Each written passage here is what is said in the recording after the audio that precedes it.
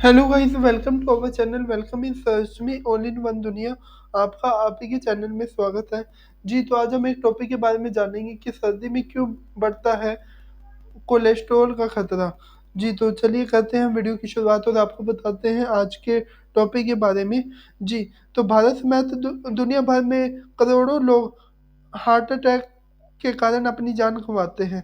दिल का दौरा पड़ने के कारण जो मेन रीज़न है वो नसों में जमा बैड कोलेस्ट्रॉल होता है। इस कारण जो ब्लड वेसल्स है उसमें ब्लॉकेज आ जाती है और खून को दिल तक पहुंचने में जोर लगता है या पहुंचना मुश्किल हो जाता है।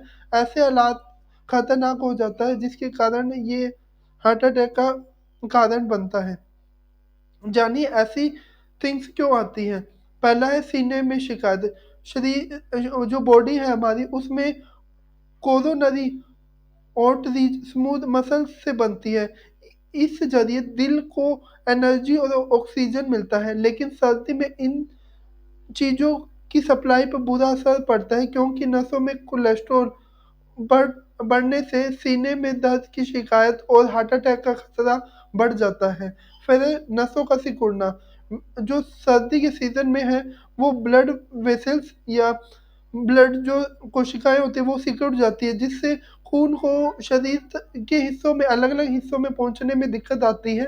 ऐसे में हाई ब्लड प्रेशर की जो शिकायत या परेशानी है वो बढ़ जाती है। आमतौर पर इसमें बुजुर्गों को मौसम में दिल की बीमारियों का खतरा बना रहता है। हालांकि आजकल बुजुर्गों के अलावा भी जैसे चाइल्ड है या जो यंग है उनको भी ज़्यादा खतरा इन तरह का रहता है। फिर है रोशनी।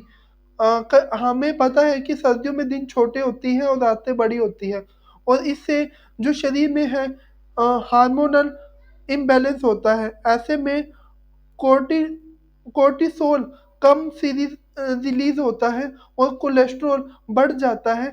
ऐसे में जो हार्ट अटैक के चांसेस है वो बढ़ने के चांसेस और ज़्यादा हो जाते हैं। जी, फिर है फिजिकली एक्टिविटी। सर्दियों में हम भोजन खाना खाने के बाद कोई भी फिजिकल एक्टिविटी कम करते हैं या खाना खाने के तुरंत बाद हम बिस्तर की ओर चले जाते हैं। तो ऐसा करने से हमारी जो फिजिकल एक्टिविटी है वो कम हो जाती है और जिससे बैड कोलेस्ट्रॉल बढ़ जाता है और दिल का दौरा पड़ सकता है। कैसे बचें?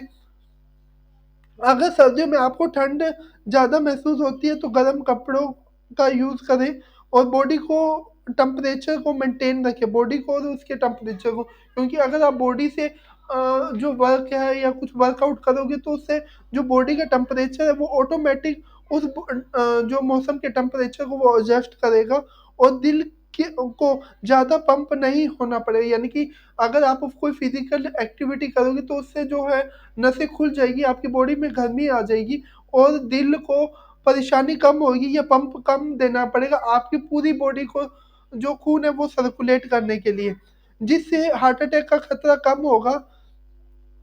और अगर आप इनका एक्सरसाइज या जो एक्टिविटी का सेवन नहीं करते तो इस कारण जो अगर कहें बीमारियों का खतरा बढ़ जाता है। जी, तो ये थी आज की डिटेल। होप सो ये वीडियो आपके लिए इन्फॉर्मेटिव रही होगी। आज के लिए इतना ही था। Thank you for watching.